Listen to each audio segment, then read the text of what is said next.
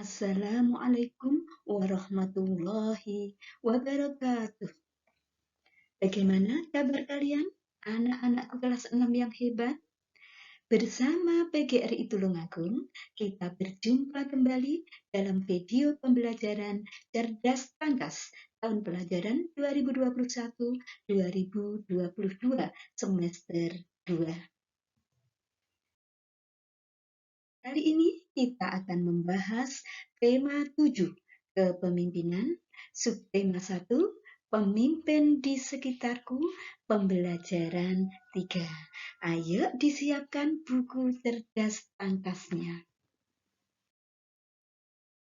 Dalam pembelajaran 3 ini ada 3 muatan yang akan kita pelajari, yaitu Bahasa Indonesia, IPS, dan PPKN. Ayo kita belajar Bahasa Indonesia dulu. Eksplorasi. Nah, pertemuan desa. Kami sebagai pemimpin wilayah kecamatan sangat berterima kasih karena warga desa, staf desa, juga kepala desa betul-betul memperhatikan kehendak masyarakat. Fasilitas desa yang selama ini menjadi masalah, terutama tempat ibadah, telah terwujud. Nah, ini adalah bagian dari pidato yang disampaikan pada saat pembangunan masjid di sebuah desa. Silahkan dibaca sendiri. Nah, setelah kalian membaca untuk kegiatan 1, setelah kalian baca pidato tadi, ayo kita berdiskusi untuk menjawab pertanyaan-pertanyaan berikut. Siapa yang berpidato dalam teks tersebut? Yang berpidato adalah Bapak Camat atau Kepala Kecamatan. Yang kedua, nilai kepemimpinan apakah yang dimiliki Bapak Kepala Desa? Pada saat itu, Bapak Kepala Desa telah memimpin mempelopori pembangunan masjid di desa itu. 3. Manfaat apa yang diperoleh masyarakat dari pengadaan tempat ibadah tersebut? Manfaatnya, masyarakat bisa beribadah dengan nyaman untuk mendekatkan diri pada Tuhan Yang Maha Esa. 4. Nilai ketuhanan apa yang terlihat dari kehidupan masyarakat desa tersebut? Nah, nilai ketuhanan terutama taat beribadah, karena masjid merupakan tempat beribadah bagi umat Islam. 5. Apakah pemimpin sudah mengajak penduduknya mengamalkan nilai Pancasila? Ya, jelas sudah, yaitu terutama sila pertama.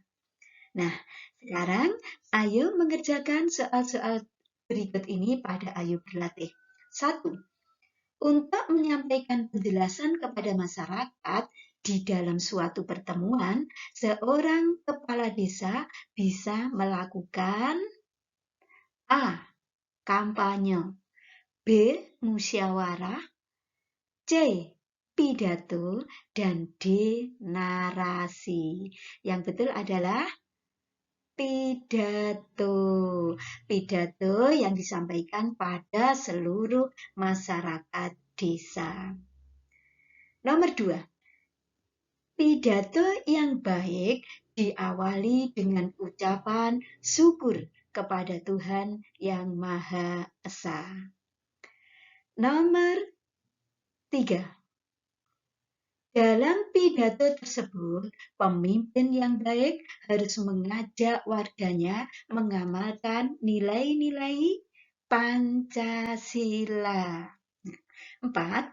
Kepala desa meminta warganya untuk bergotong royong. Kata lain dari kata yang bercetak tebal, meminta, kata lainnya adalah memohon. Yang kelima, bagaimana cara berbicara yang baik sebagai seorang pemimpin? Agar pemimpin itu dihargai, maka harus berbicara dengan baik. Bagaimanakah berbicara yang baik? Yaitu menggunakan bahasa yang mudah dipahami, menggunakan contoh yang mudah dimengerti, dan sopan, serta materi yang disajikan runtut mulai dari awal sampai akhir. Muatan yang kedua adalah muatan PPKN. Nah, dalam muatan PPKN ini, kita akan mempelajari tentang nilai-nilai yang terkandung dalam Pancasila, sila ke-1, ketuhanan yang Maha Esa. Nilainya yaitu percaya dan takwa kepada Tuhan yang Maha Esa sesuai dengan agama dan kepercayaan masing-masing. 2, hormat menghormati dan bekerja sama antara pemeluk agama dan penganut kepercayaan yang berbeda. 3, membina kerukunan hidup di antara sesama umat beragama. 4, saling menghormati kebebasan menjalankan ibadah sesuai dengan agama dan kepercayaannya. Dan yang kelima, tidak memaksakan suatu agama dan kepercayaan terhadap Tuhan yang Maha Esa.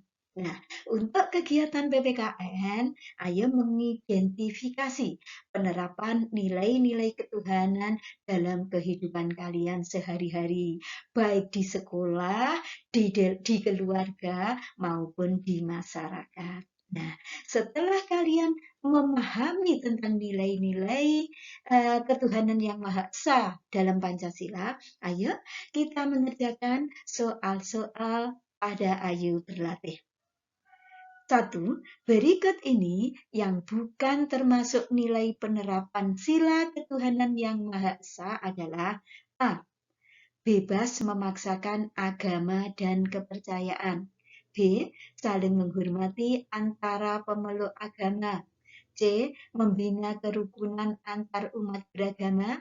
D. Percaya dan takwa kepada Tuhan yang Maha Esa. Jadi jawaban yang betul adalah A.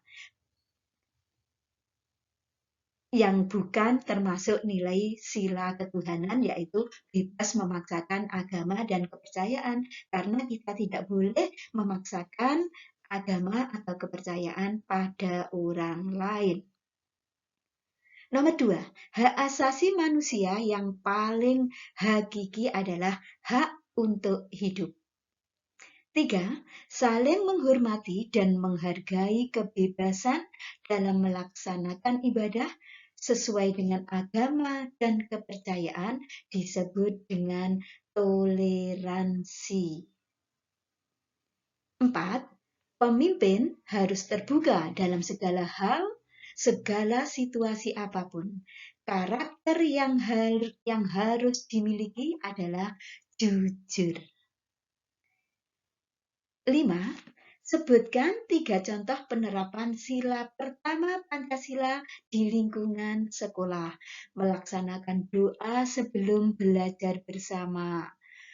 Terus menghormati ketika teman kalian beribadah, teman kalian yang beragama lain beribadah. Terus kita menghormati teman yang beragama lain.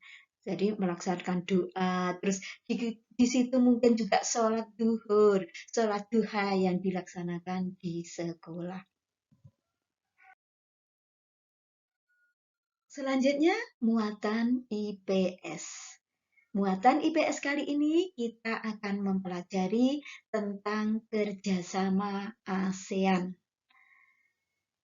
Kerjasama ASEAN, Perhimpunan Bangsa-Bangsa Asia Tenggara atau disingkat dengan Perbara, lebih populer dengan sebutan ASEAN, merupakan sebuah organisasi geopolitik dan ekonomi dari negara-negara di kawasan Asia Tenggara yang didirikan di Bangkok pada tanggal 8 Agustus 1967 berdasarkan deklarasi Perbara oleh Indonesia, Malaysia, Singapura, Filipina, dan Thailand. Organisasi ini bertujuan untuk meningkatkan pertumbuhan ekonomi, kemajuan sosial, dan pengembangan kebudayaan negara-negara anggota, memajukan perdamaian dan kestabilan di tingkat regional, serta meningkatkan kesempatan untuk membahas perbedaan di antara anggotanya dengan cara yang damai. Nah, Indonesia juga berperan dalam ekonomi di lingkungan ASEAN.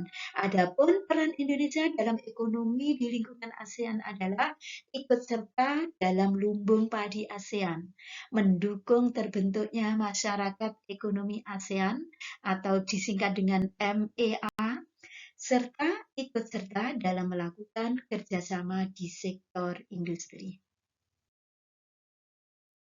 Kegiatan 3. Ayo berdiskusi tentang beberapa pertanyaan yang terkait tentang ASEAN. 1. Sebutkan negara yang termasuk anggota ASEAN. Saat ini, anggota ASEAN ada 10 negara. Indonesia, Malaysia, Singapura, Filipina, Muang Thai, Vietnam, Kamboja, Brunei Darussalam, dan lain-lainnya. 2. Apa saja bentuk kerjasama ASEAN? ASEAN memiliki kerjasama di bidang politik, ekonomi, pendidikan, dan sosial budaya. 3. Berapa negara yang memprakarsai berdirinya ASEAN? Ada 5 negara yang memprakarsai berdirinya ASEAN, yaitu Indonesia, Singapura, Filipina, Muang Thai atau Thailand, dan Malaysia. 4. Apa peran Indonesia dalam lingkungan ASEAN di bidang ekonomi? Di bidang ekonomi, Indonesia berperan ikut serta dalam lumbung padi ASEAN. 2. Mendukung terbentuknya masyarakat ekonomi ASEAN. Dan yang ketiga, ikut serta melakukan kerjasama di sektor industri. Nah, setelah kalian memahami tentang ASEAN, ayo kita mengerjakan soal-soal pada Ayo Berlatih. 1. Anggota termuda ASEAN adalah A. Indonesia, B. Kamboja, C. Singapura, D. Brunei Darussalam. Anggota termuda yang paling akhir masuk menjadi anggota ASEAN adalah Kamboja. 2. ASEAN dibentuk untuk menyatukan negara di kawasan Asia Tenggara. 3. Kepanjangan dari ASEAN adalah Association of Southeast Asia Nation. Kalau dalam bahasa Indonesia disebut dengan Perbara, Perhimpunan Bangsa-Bangsa Asia Tenggara. 4. Negara di Asia Tenggara yang memiliki luas paling kecil adalah Singapura. 5. Sebutkan peran serta Indonesia di bidang pendidikan dalam ASEAN. Dalam bidang pendidikan, Indonesia berperan sebagai anggota CIAMEO. Terus setelah itu Indonesia juga bergabung pada vakasi SMK. Yang ketiga berperan dalam ASEAN University Network. Nah, 3 muatan telah kita pelajari: bahasa Indonesia, PPKN, dan IPS. Semoga pembahasan ini bermanfaat bagi kita semua. Terima kasih. Sampai jumpa di video pembelajaran berikutnya. Jangan lupa tetap semangat ya. Saya akhiri. Wassalamualaikum warahmatullahi wabarakatuh.